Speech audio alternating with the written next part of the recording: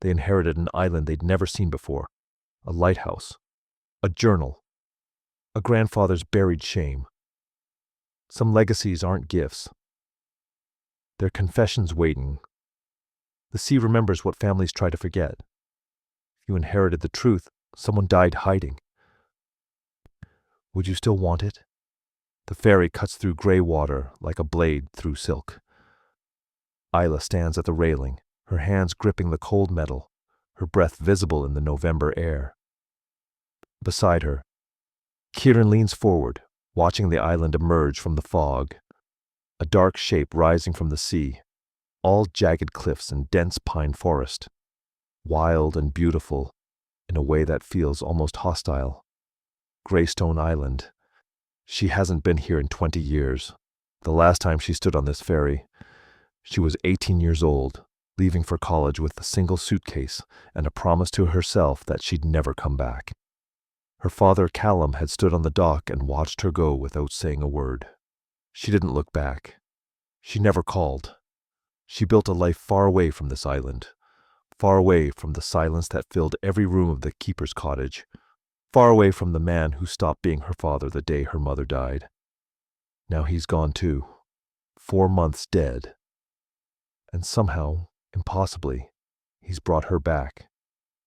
The lawyer's letter arrived 3 weeks ago, a single page of legal language that boiled down to this. Callum left her the island. 40 acres of rock and forest and memory. But there's a condition. She and Kieran must live on the island for 30 days before they can claim full ownership. Only then can they sell it. Isla was furious when she read it. One last manipulation. One last way to force her into his world, even from the grave. But she needs the money. Her job as a medical transcriptionist barely covers rent, and Kieran's college fund is non-existent. The real estate agent said the island could sell for $500,000, maybe more if they're willing to wait for the right buyer.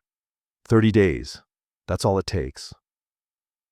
So here they are, the ferry docks with a dull thud against the wooden pilings.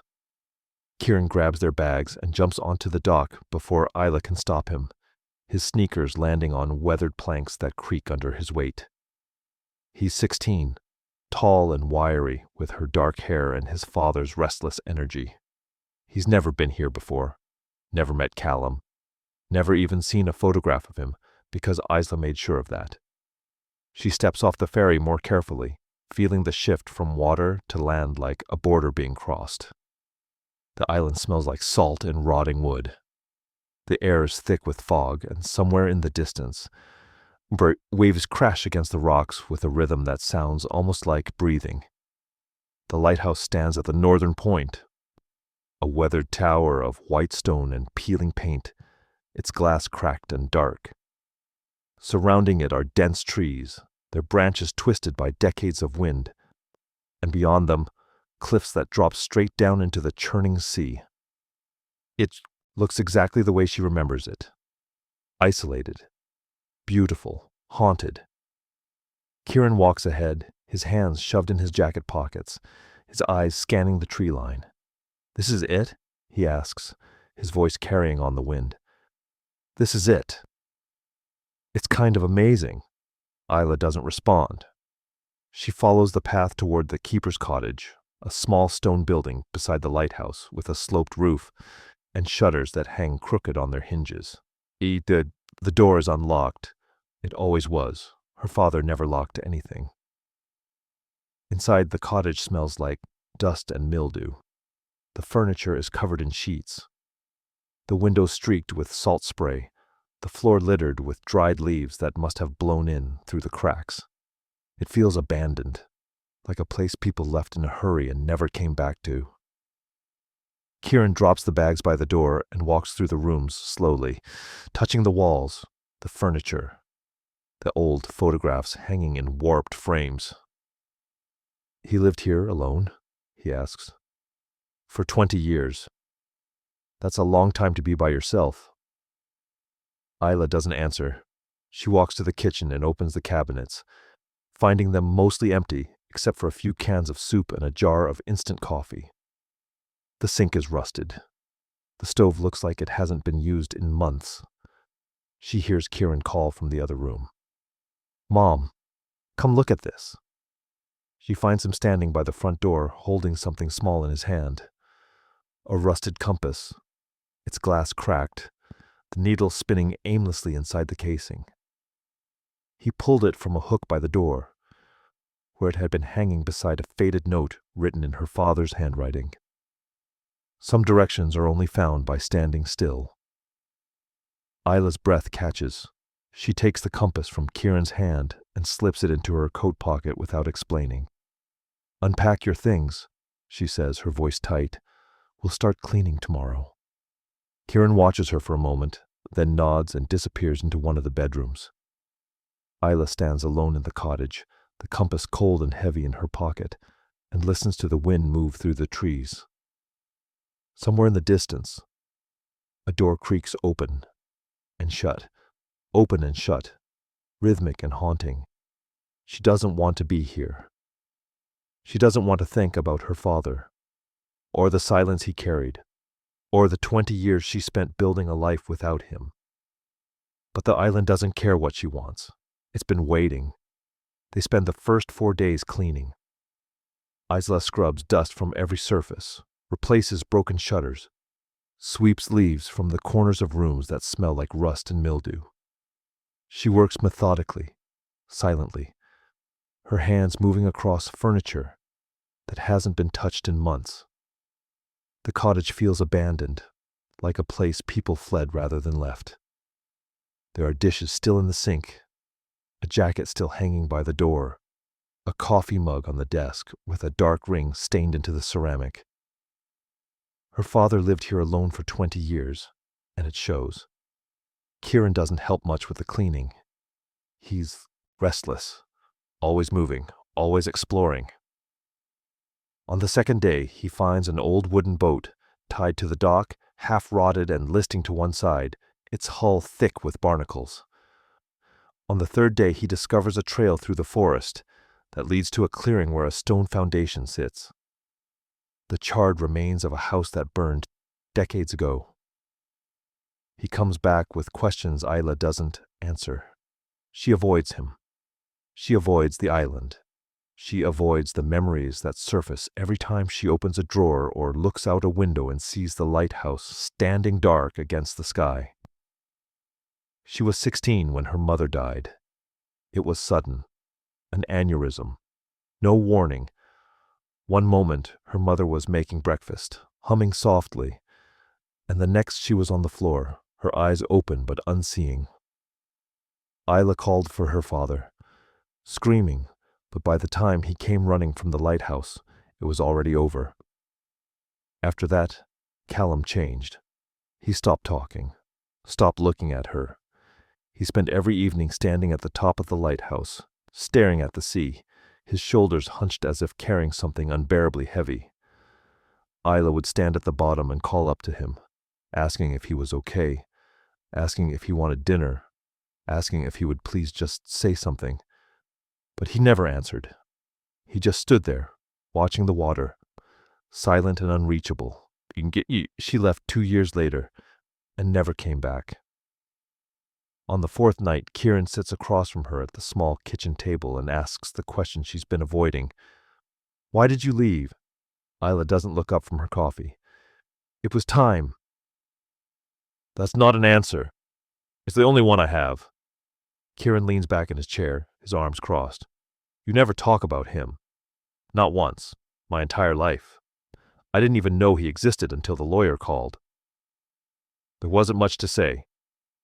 He was my grandfather. He was a stranger."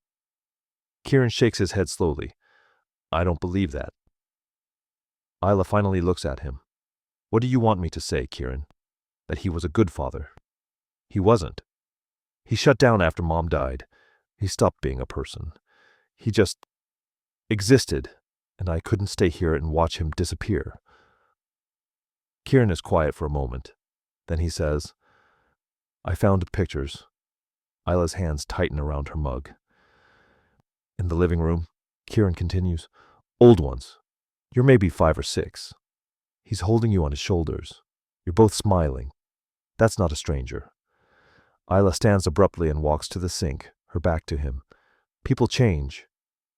Yeah, Kieran says softly. They do. He leaves the kitchen, and Isla listens to his footsteps fade into the other room. She stands at the sink for a long time, staring out the window at the dark shape of the lighthouse against the night sky. The next morning, she finds the desk. It's in the corner of the living room, buried under a stack of old newspapers and unopened mail. She's been avoiding it, but now she pulls the chair out and sits down, running her hands over the scarred wood. There are initials carved into the corner.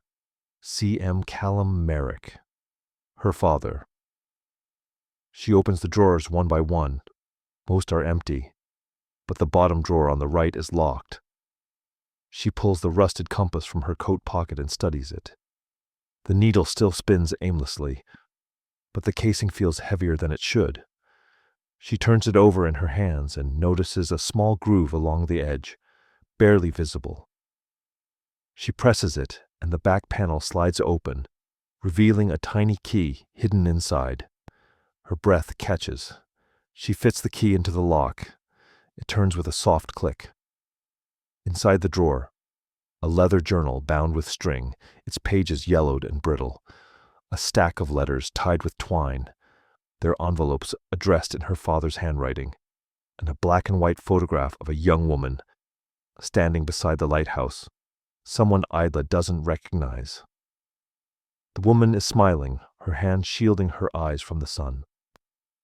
Isla lifts the journal carefully and unties the string. The first entry is dated March 1963, written in her father's precise script. They say I'm a hero, but heroes don't choose who lives and who dies. I did.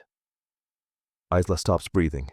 She stares at the words, her hands trembling, the journal cold and heavy in her lap. Outside, the wind picks up, and the door that's been creaking for days finally slams shut. Isla reads the journal alone. It's past midnight when she starts, sitting at the kitchen table with the leather-bound book open in front of her, a single lamp casting dim light across the yellowed pages. Kieran is asleep in the other room. The cottage is silent except for the sound of wind moving through the trees and the distant crash of waves against the rocks. She turns the pages slowly, carefully, her fingers tracing the lines of her father's handwriting. The first entries are practical: weather observations, maintenance notes for the lighthouse, lists of supplies needed from the mainland. But 3 pages in, the tone shifts. The handwriting becomes tighter, more urgent. March 14th, 1963, storm coming. Radio says it'll be bad. Winds over 60 knots. I've seen worse, but not often. March 15th, 1963. The Mariner's Call ran aground just after midnight. Cargo vessel out of Boston. I saw the distress flares from the lighthouse and took the boat out. 7 men clinging to the wreckage. Seas too rough to take them all at once. Had to make a choice. Isla stops breathing. She reads the next entry. I took the captain first. He knew the waters, could help me navigate back through the storm. Took 2 crew with him. Got them to shore. Went back. Second trip. 3 more. All alive. Barely. Hypothermia setting in. Got them inside. Wrapped them in blankets. Radioed for help. Third trip. Too late. Her hands shake as she turns the page. His name was Liam Callahan. 22 years old. Engaged to be married. I left him for last because the captain said he was strong. Said he could hold on. But the sea doesn't care how strong you are. By the time I got back, he was gone. Swept away. Just gone. Isla's throat tightens. She keeps reading. They're calling me a hero. 6 men saved. The newspapers want interviews. The harbor master wants to put up a plaque. But I'm not a hero. Heroes don't choose who lives and who dies. I chose. I took the captain first because he could help me. I made a calculation, and Liam Callahan paid for it. The handwriting becomes erratic, the words smudged as if written in haste or anguish. I see his face every time I close my eyes. I hear his voice in the wind. He called out to me when I left. He said, "I'll hold on." And I believed him. I believed the sea would let him hold on long enough. But it didn't. Isla closes the journal and presses her palms against her eyes. She sits there for a long time, trying to process what she's read. Her father saved 6 people, risked his life 3 times in a blizzard, but all he could remember was the one he didn't save. She opens the journal again and flips through the later entries. They're all the same.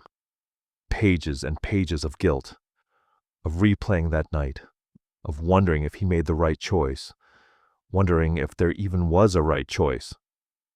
On one page, he's written Liam's name over and over, filling the margins, the letters growing larger and more desperate. Liam Callahan. Liam Callahan. Liam Callahan.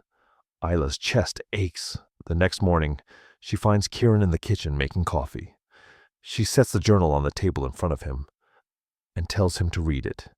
He looks at her, confused, then picks up the journal and starts reading. She watches his face as he processes the words. His expression shifts from curiosity to shock to something softer, understanding maybe, or sadness. When he finishes, he sets the journal down carefully. He saved 6 people, he says quietly. I know. He risked his life, multiple times. I know. Kieran looks at her. Then why does this feel so heavy? Isla exhales slowly, because he couldn't forgive himself. He spent 40 years carrying the guilt of a choice he made in seconds. And it destroyed him. Kieran is quiet for a moment. Then he says, "Is that why he stopped talking to you? Because he didn't think he deserved to be loved?" Isla doesn't answer. She doesn't know how to. She thinks about her father standing at the top of the lighthouse every night, staring at the sea. She always thought he was lost in grief over her mother.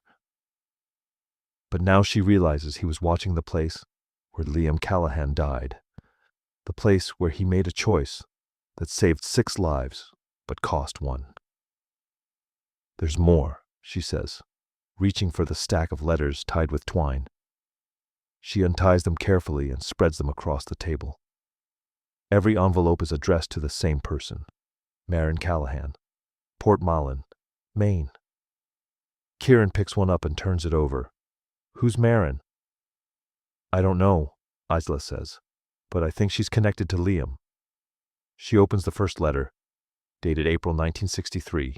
Her father's handwriting fills the page. "Dear Marin, I don't know if you'll ever read this. I don't know if I'll ever send it. But I need to write it down. I need you to know that I'm sorry. I made a choice that night, and your fiancé paid for it.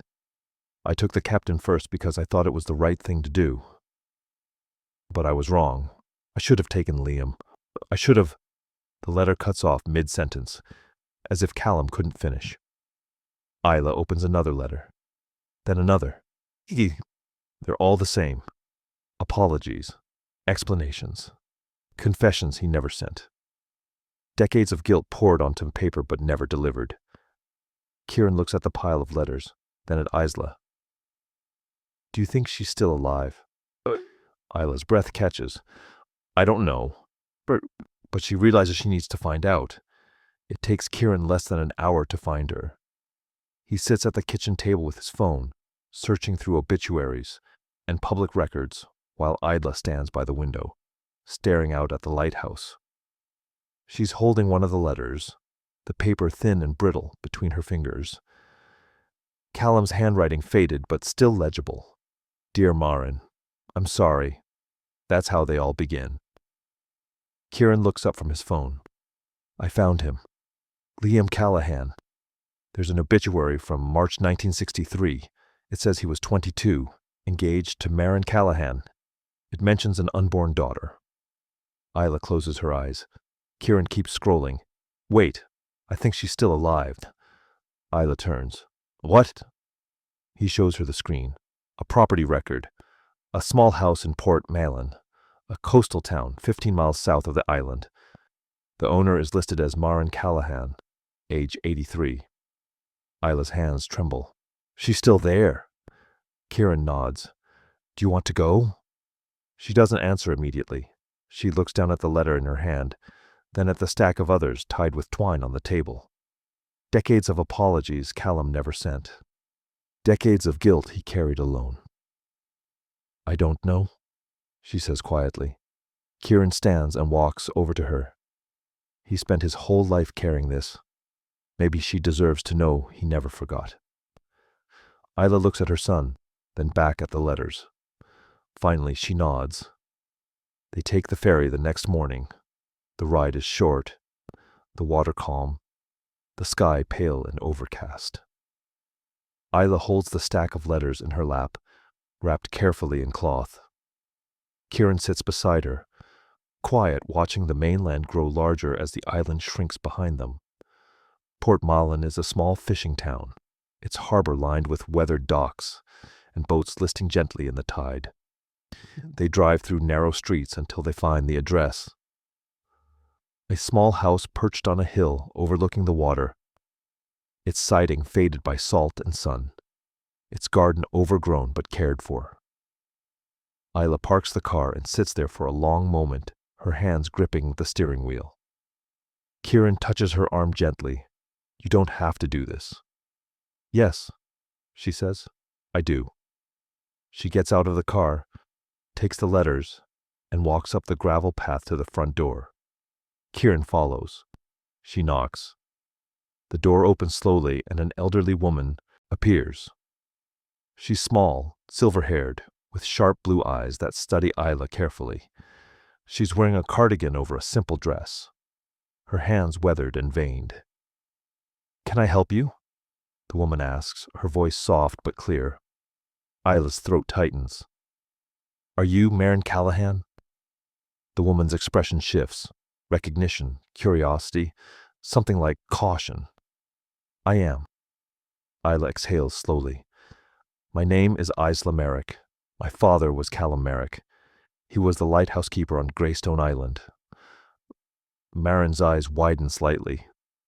She looks at Isla for a long moment, then at Kieran, then back at Isla. You're his daughter?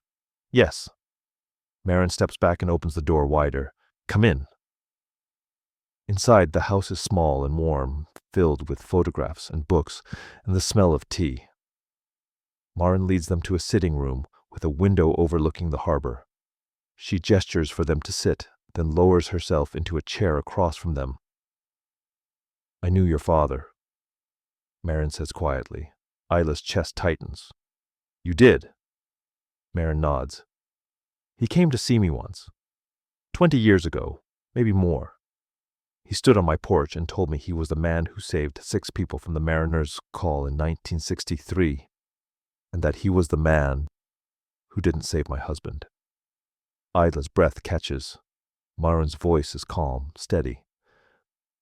He asked me if I hated him. What did you say? I told him no. Maren looks down at her hands, folded in her lap. Liam wouldn't have wanted me to carry hate. He was kind. He would have understood that your father made a choice in an impossible moment. Isla's eyes burn. But my father never forgave himself. I know, Maren says softly. I tried to tell him that. I tried to tell him Liam would have wanted him to live without that weight, but he couldn't hear it. He left before I could say everything I needed to say. Isla reaches into her bag and pulls out the stack of letters, still wrapped in cloth. She sets them on the table between them. He wrote to you, Isla says, her voice breaking. For 40 years, he never sent them. But he wrote them. Maren stares at the letters, her hand rising slowly to her mouth. She reaches out and touches the cloth gently, then unwraps it. She lifts the first letter, dated April 1963, and reads the opening line. Dear Maren, I'm sorry. Her eyes fill with tears. She sets the letter down carefully and looks at Isla. He carried this his whole life. Yes. Maren wipes her eyes with the back of her hand. And you? Did he carry it with you too? Isla nods, her throat too tight to speak. Marin leans forward and takes Isla's hand. Her grip is warm, firm, grounding. Your father wasn't a bad man. He was a man who made a choice and couldn't forgive himself for it. And because of that, he lost more than just Liam. He lost you. Isla closes her eyes, tears spilling over. Marin squeezes her hand gently. Liam would have forgiven him. I forgave him. But he needed to forgive himself, and I don't think he ever did. They sit in silence for a long moment, the only sound, the faint ticking of a clock on the mantel, and the distant cry of gulls over the harbor. Finally, Marin releases Isla's hand and picks up the stack of letters. May I keep these? Isla nods. They were meant for you. Marin smiles sadly. Thank you. As they stand to leave, Marin touches Isla's arm. He loved you, you know, even if he couldn't show it. The guilt made him believe he didn't deserve to. Isla's voice is barely a whisper. I know. They walk back to the car in silence. Kieran doesn't ask questions. He just sits beside her as she starts the engine and drives back toward the ferry. And as the island comes into view across the water, Isla realizes something she's never let herself believe before. Her father wasn't cruel. He was drowning, and he never learned how to ask for help. They return to the island in silence. The ferry ride back feels longer than it did on the way out. Isla sits at the railing, watching the mainland shrink behind them, Marin's words still echoing in her mind.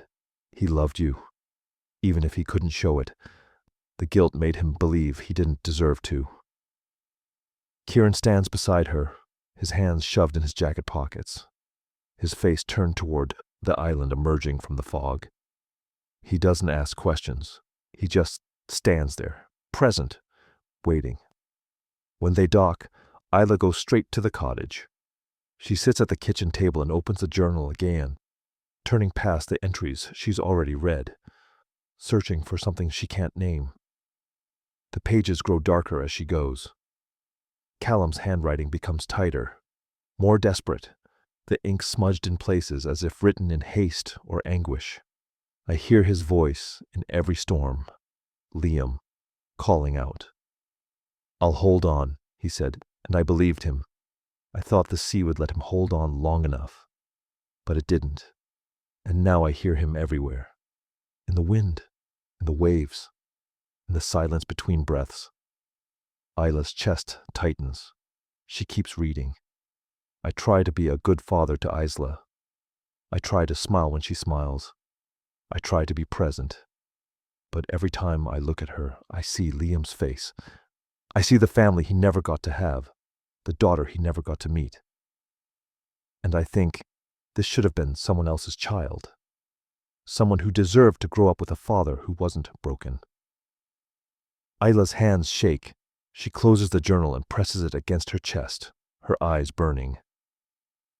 All these years, she thought her father didn't love her. She thought she wasn't enough to pull him out of his silence. She thought she'd done something wrong, said something wrong, been something wrong. But it was never about her. He didn't withhold love because he didn't care. He withheld it because he didn't believe he deserved to give it. She spent her entire life thinking she wasn't enough. But the truth is, he thought he wasn't enough. Kieran finds her sitting at the table, the journal still pressed to her chest, tears running silently down her face. He sits beside her without speaking, his hand resting gently on her shoulder. After a long moment, he says, "Can people be forgiven for things they can't undo?" Isla looks at him, her voice barely a whisper. "I don't know." "He saved 6 people," Kieran says quietly. "He risked his life 3 times, but all he could think about was the one he couldn't save." Isla nods, wiping her eyes. "He was drowning. And I didn't know. I was so angry at him for leaving me that I never saw he was drowning right in front of me." Kieran squeezes her shoulder gently. You were a kid. You couldn't have known. But I could have tried to understand. So could he. Isla looks at her son, and something shifts in her chest. Not forgiveness, not yet, but something softer. Understanding, maybe, or the beginning of it. They sit in silence for a while, the sound of the wind moving through the trees, the distant crash of waves against the rocks. Then Kieran says, "Do you want to go up?" Isla looks towards the window, where the lighthouse stands dark against the evening sky. She nods. They walk together through the overgrown path to the base of the lighthouse. The door is unlocked. The hinge is rusted but still functional. Inside, the air is cold and damp, smelling of salt and stone. The spiral staircase winds upward into shadow. They climb slowly, their footsteps echoing in the narrow space, the light fading with each turn. At the top, they step out onto the observation deck, and the world opens around them. The view is vast. Endless gray ocean stretching to the horizon. Waves crashing white against the rocks below. Fog rolling in from the sea like a curtain being drawn across the world. Isla stands at the railing and looks out at the water, imagining her father standing here every night for 20 years, watching, waiting, searching for something that would never come. Have you ever carried guilt for something you couldn't change? Sometimes the hardest part isn't forgiving others. It's believing you deserve to be forgiven. Let me know if you felt that weight. Kieran stands beside her, his voice quiet. "Hey, what do you think he was looking for?" Isla exhales slowly. Absolution. Forgiveness. Something to tell him it was okay. And he never found it. No, because it couldn't come from the sea. It had to come from him. They stand there for a long time, the wind cold against their faces, the sound of the waves far below. Finally, Isla says, "I spent 20 years hating him for leaving me, but he never left. He was here the whole time. He just couldn't reach me." Kieran turns to look at her. "Do you forgive him?" Isla doesn't answer immediately. She looks out at the sea, at the place where Liam Callahan disappeared, at the horizon where sky and water blur into one pale line. "I don't know," she says finally, "but I think I understand him now. And maybe that's the first step." Kieran nods. "What's the second step?" Isla looks at her son, and for the first time since they arrived on this island, she smiles. It's small, fragile, but it's real. "Forgiving myself," she says, "for not knowing, for not being able to save him either." They stand together on the observation deck as the sun sets behind the fog, the lighthouse dark and silent beneath them, and the island waiting below. Isla can't sleep. She lies in bed listening to the wind move through the trees, the sound of waves crashing against the rocks, the creaking of the cottage settling around her. But her mind won't quiet. It keeps circling back to the journal, to Marin's words, to the realization that her father spent 40 years apologizing to a stranger, but never to her. Finally, she gets up. She walks to Callum's desk in the dark and sits down, pulling a blank sheet of paper from the drawer. She finds a pen and writes 2 words at the top of the page, "Dear Dad." Then she stops. Her hand hovers over the paper, the pen trembling slightly. She doesn't know what to say to a man who's gone. She doesn't know how to speak to someone who spent decades writing letters he never sent, who carried guilt like a stone in his chest until it crushed him. But she writes anyway. "I spent 20 years hating you. I hated you for shutting me out, for choosing silence over me, for making me believe I wasn't enough to pull you back from wherever you'd gone." Her handwriting is uneven, the words spilling out faster than she can control. "I built a life far away, so I'd never have to feel that abandonment again. I told myself you didn't care, that you'd already left long before I did, that I was better off without you. She pauses, her throat tight, her eyes burning. But I was wrong. You didn't leave. You were drowning. And I didn't know how to save you. I didn't even know you needed saving. She sets the pen down and presses her hands against her face, her breath shaky. The next morning, Kieran finds her still sitting at the desk, the letter unfinished in front of her. He reads it silently, his expression unreadable, then sits down beside her. Maybe he didn't know how to ask for forgiveness. Kieran says quietly, maybe that's why he never did. Isla looks at her son, her voice raw. I wanted him to. I wanted him to tell me why he stopped being my father. But he never did. And now I'll never know if he even understood how much it hurt. Kieran picks up the pen and holds it out to her. Then tell him. Isla takes the pen, her hands steadier now. She writes, I wish you told me the truth. Not because it would have fixed everything, but because I could have understood. I could have known you were carrying something unbearable. I could have tried to help, but you didn't let me. You locked yourself away in your guilt and left me to wonder what I'd done wrong. She pauses, then continues, I forgive you. Not because what you did was right, not because it didn't hurt, but because carrying your shame for you won't bring you back. And I'm tired of carrying it. I wish you'd forgiven yourself. I wish you'd let me love you despite your guilt. I wish you'd believed you deserved grace, but you didn't. And now all I can do is let you go. She sets the pen down and looks at Kieran. Is that enough? Kieran nods. Yeah, I think it is. That afternoon they walk to the lighthouse together. The sky is overcast, the air cold and damp, the wind sharp against their faces. They climb the spiral staircase in silence, their footsteps echoing in the narrow space, and step out onto the observation deck. Isla holds the letter in her hands, the paper folded carefully, her father's name written on the outside in her own handwriting. Kieran pulls a lighter from his pocket and hands it to her. She looks at him. Are you sure? Yeah, he says. He spent 40 years holding on to this. It's time to let it go. Isla nods. She unfolds the letter one last time, reading the words she wrote, then holds the edge to the flame. The paper catches quickly, the fire spreading across the page, consuming her words, turning them to ash.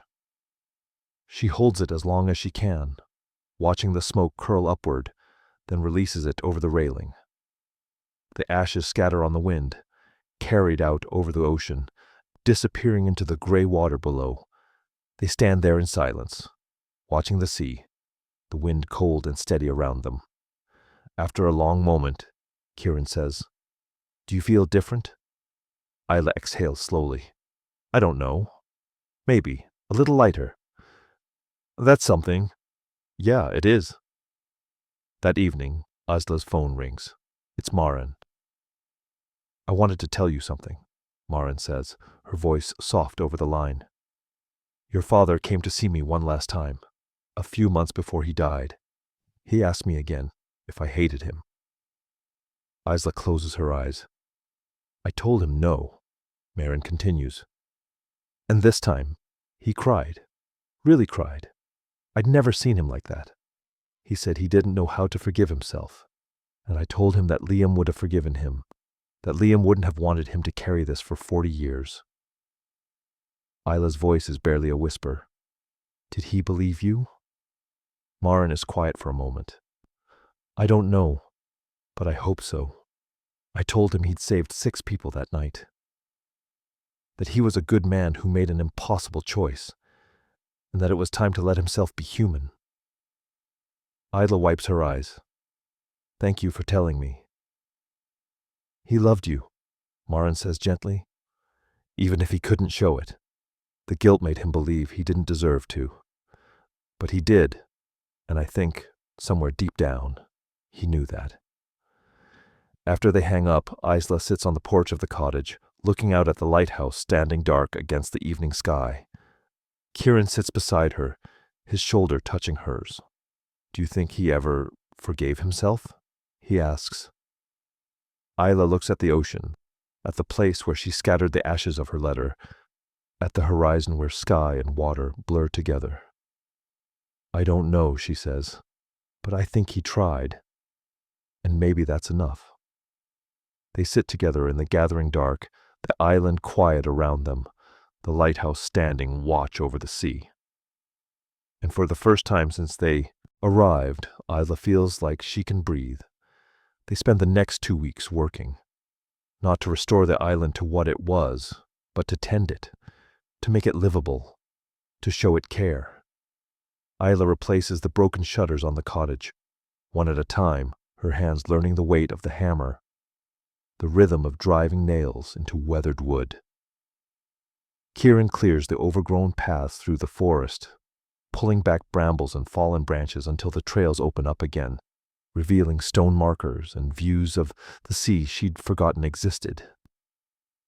They repaint the dock together, kneeling side by side on the weathered planks, brushing fresh white paint over wood gone gray with age and salt. The work is slow, methodical, grounding. Gives them something to do with their hands while their minds process everything they've learned. One afternoon, while they're working on the lighthouse's exterior, it's scraping off peeling paint, patching cracks in the stone. Kieran asks, "What was he like before?" Isla pauses, her hand resting on the scraper. "Before what?" "Before he stopped being your dad." She's quiet for a long moment, looking up at the lighthouse tower rising above them. Then she sets the scraper down and sits on the grass, her back against the stone wall. Kieran sits beside her. "He was kind," she says finally. "Patient. He taught me how to navigate by the stars when I was 10. We'd go out on the boat at night and he'd point out the constellations, tell me their stories. Orion, Cassiopeia, the Big Dipper. He said if you knew the stars, you'd never be lost." Kieran smiles. "That's pretty cool." "Yeah, it was." Isla pulls a blade of grass and twists it between her fingers. "He used to make me hot chocolate on foggy mornings. Real hot chocolate, not the instant kind. He'd heat the milk on the stove and stir in cocoa powder and sugar until it was perfect. We'd sit on the porch and watch the fog roll in from the sea." "What else?" He hummed, constantly, old sea shanties mostly. Songs his father taught him. He'd hum while he fixed the lighthouse, while he cleaned the lantern glass, while he worked on the boat. It drove my mom crazy, but I loved it. It meant he was happy. Kieran's voice is quiet. "When did he stop?" Isla exhales slowly. "When my mom died. He stopped humming, stopped looking at me, stopped talking mostly. He just became a shadow. I tried to reach him, but it was like he couldn't see me anymore, like I disappeared. But you hadn't." "No, I hadn't. He had." Kieran is quiet for a moment. Then he says, "He was drowning." Isla nods. "Yeah. And I didn't know how to save him. I was 16. I didn't understand what guilt like that could do to a person. Do you think he wanted to be saved?" Isla looks at her son, surprised by the question. Then she looks back at the lighthouse, at the place where her father stood for 20 years, watching the sea. "I don't know," she says. "Maybe not. Maybe he thought he deserved to drown." They sit in silence. For a while, the sound of waves in the distance, the wind moving gently through the trees. A week later, they take the ferry back to Port Malin, one last time. Maren greets them at the door with a small wooden box in her hands.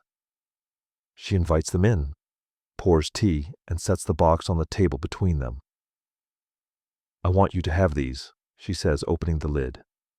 Inside, a brass compass, tarnished but intact, a simple gold wedding ring, and a photograph of a young man standing on the deck of a ship, his hand raised in a wave, his smile bright and unguarded. Liam. "He was 22 when this was taken," Maren says softly, touching the edge of the photograph. 2 weeks before the storm. He was so excited about the wedding. about becoming a father. Isla's throat tightens. Maren looks at her. Your father saved 6 men that night, 6 people who went home to their families, 6 lives that continued because of the choice he made. I don't want you to forget that. I won't. And I want you to keep the island, Maren says. Don't sell it. Let it be a place of memory, not just of what was lost, but of what was saved. Your father spent 40 years punishing himself. Don't let that be the only thing the island represents. Isla takes the box carefully, holding it in her lap. Thank you. Maren smiles. Liam would have liked your father. He would have understood why he made the choice he did. And he would have forgiven him. On their last evening before the 30 days are up, Isla and Kieran sit on the dock and watch the sunset. The sky is streaked with pink and gold, the clouds thin and delicate, the water calm.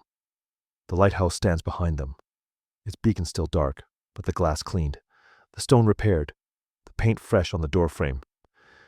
Kieran's voice breaks the silence. Are we keeping it? Isla looks at him. Do you want to? He shrugs. I don't know. Maybe. It feels wrong to sell it now. Isla nods slowly. She looks out at the water, at the place where her father stood every night for 2 decades, searching for something he'd never find. I think we keep it, she says, not to live here, but to let it be what it is, a place that holds pain and memory and loss, but also hope maybe, that people can try to make things right, even when they can't. Kieran leans his head on her shoulder. That sounds good. They sit in silence as the sun sinks below the horizon, the sky deepening from gold to purple to blue. The light from the cottage window reflects faintly on the water, a small glow in the gathering dark. Isla isn't angry anymore. She's tired, deeply tired. But it's a different kind of tired than the one she carried when she first arrived. This is the tiredness that comes after release, after letting go of something you've been holding on to for too long, and that's enough. For now, that's enough. 4 months later, they return to the island. It's March now, the anniversary of the storm that changed everything. The sky is clear, the air cold, but bright, the kind of day where light reflects off the water like broken glass, and the world feels sharper, more vivid, more present. Isla stands at the ferry railing as the island comes into view. Kieran beside her, both of them quiet. The island looks different in daylight, in clarity, less haunted, more like a place that's been waiting patiently for someone to come back. They've decided to keep it. Isla took a remote job with a medical coding company that lets her work from anywhere. They'll spend summers here, maybe some weekends in spring and fall. Kieran is learning to sail. He's been restoring the old wooden boat they found at the dock, replacing rotted planks, sanding down the hull, repainting it the same faded blue it used to be. The work is slow, but he doesn't rush. He's learned that some things are worth taking time with. When they dock, Isla carries a small bundle of wildflowers, purple and white, tied with twine. She walks to the base of the lighthouse and kneels in the grass, placing them against the stone foundation. For Callum, Kieran asks, standing beside her. For both of them, Isla says. Callum and Liam. She stays there for a moment, her hand resting on the cold stone, her eyes closed. When she stands, Kieran takes her hand, and they walk back to the cottage together. That afternoon they climb the lighthouse. The beacon is repaired now. Isla hired a marine electrician from the mainland 3 weeks ago, and he spent 2 days replacing the wiring, cleaning the lens, and restoring the rotating mechanism. Tonight, for the first time in 20 years, the lighthouse will shine. At the top of the tower, they stand at the railing and look out at the sea. The water is calm today, the waves gentle, the horizon clear and infinite. Kieran's voice is quiet. Do you think he'd be happy we kept it? Isla considers the question.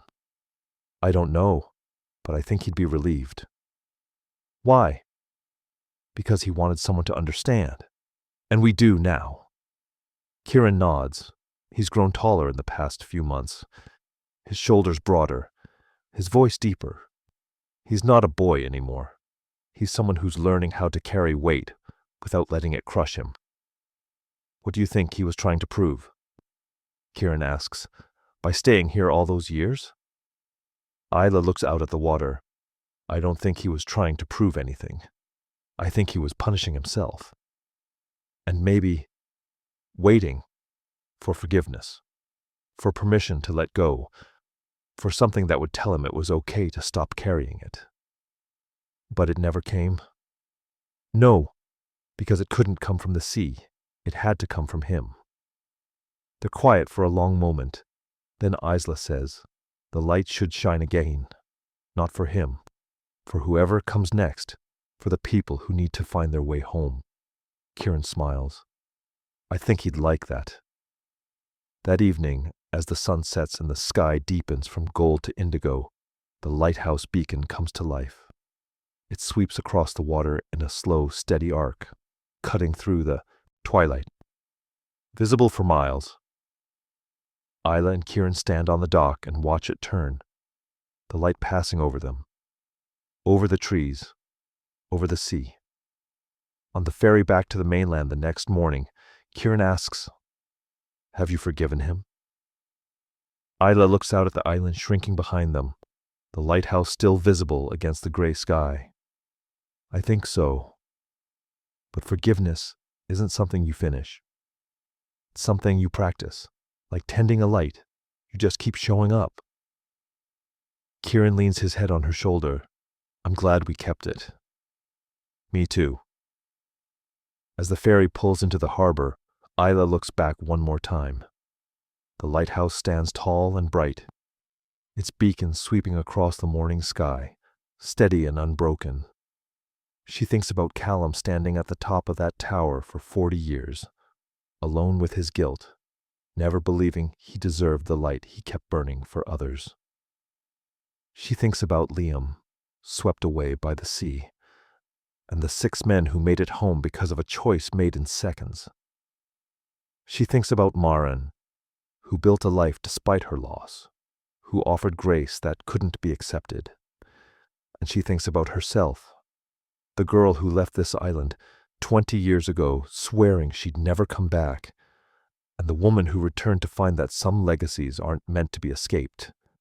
They're meant to be understood. She learned that inheritance isn't just land or memory.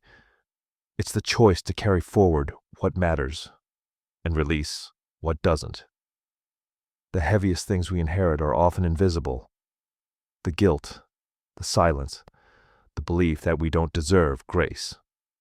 But we also inherit the chance to do better, to forgive what couldn't be undone, to let the light shine again, not because the past was perfect, but because the people who came before us were human, flawed, trying their best in impossible moments.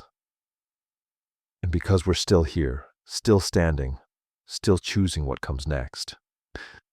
The ferry docks, and Isla and Kieran walk down the ramp together, the island behind them, the mainland ahead. But they'll be back. They always will. Because some places hold more than memory. They hold the possibility of what we can become when we finally understand what we've been carrying and decide at last to put some of it down. She learned that inheritance isn't just what's left behind. It's what we choose to carry forward and what we finally allow ourselves to release. The heaviest things we inherit are often invisible. The guilt we didn't earn, the silence we learned to speak, the belief that we don't deserve forgiveness for being human. But we also inherit something else, the chance to do better, to understand what couldn't be explained, to forgive what couldn't be undone. Some legacies aren't meant to be escaped, they're meant to be understood. And sometimes the greatest act of love is learning to tend the light someone else kept burning, not because they were perfect, but because they tried.